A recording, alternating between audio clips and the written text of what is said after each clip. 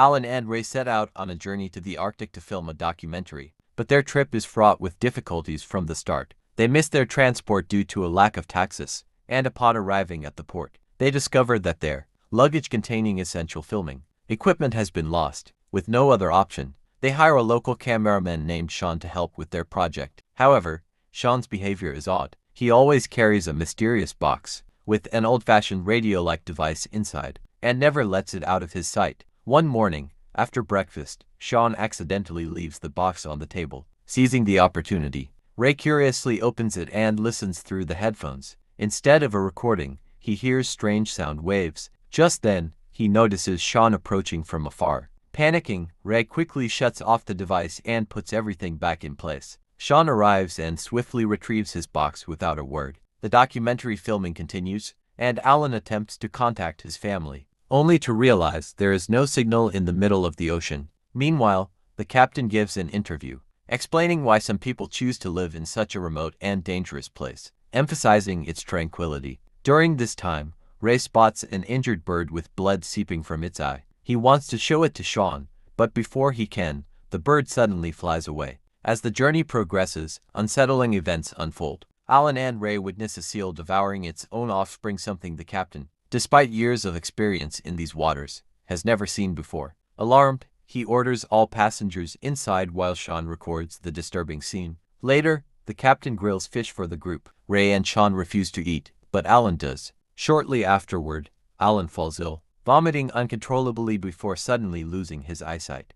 As Sean and Ray continue their work, they notice something bizarre: birds flying erratically in the sky, their usual formations broken. Within moments, the birds start vanishing, and when Ray turns back, he realizes that every single person on the ship, except for him, Alan, and Sean, has disappeared without a trace. Sean, who had been filming, checks his footage and confirms that the people had indeed vanished into thin air. Confused and frightened, Ray initially thinks it's a prank, but a frantic search of the entire ship proves otherwise. They confront Sean, asking if his recordings reveal any clues, but even he appears clueless. As they attempt to call for help, they discover that there are no signals available. Alan's condition worsens. He begins bleeding from the mouth, and his body weakens further. Desperate, Ray rushes to the control room to contact headquarters via radio, but he receives no response. Then, Sean spots an island in the distance, offering a glimmer of hope. Despite Alan's reluctance, Ray convinces him that reaching the island might be their best chance for survival.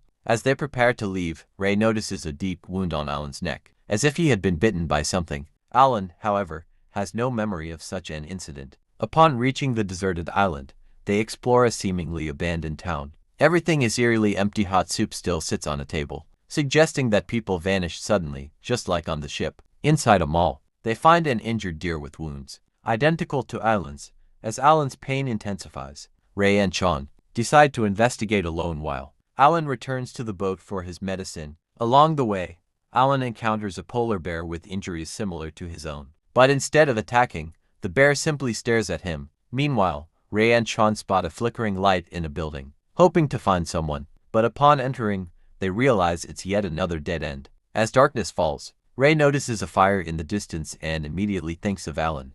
However, when he finds Alan, he behaves strangely and says nothing. Alan still has the camera he retrieved from the boat, and upon reviewing the footage, he makes a shocking discovery: Sean had never disappeared when the others did.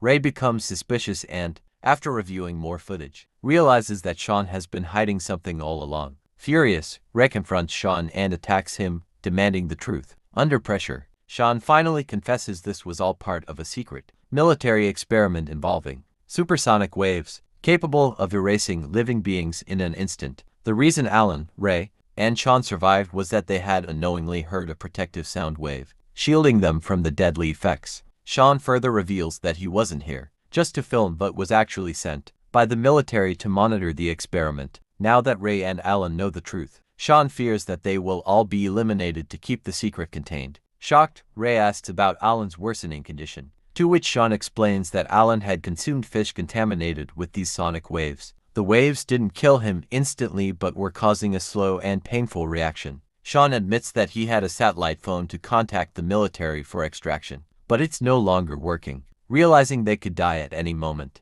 Ray records a final message from Alan and throws his phone into the lake, hoping someone will find it. Meanwhile, Sean desperately tries to reach the military when a gunshot suddenly rings out. Sean is shot dead by an unseen assailant. Ray, hiding in the shadows, watches in horror. His phone starts ringing, and he instantly understands it's the military. The signals are back, but only because they have decided to act. As the screen fades to black, the chilling realization sets in: Ray might be their next target.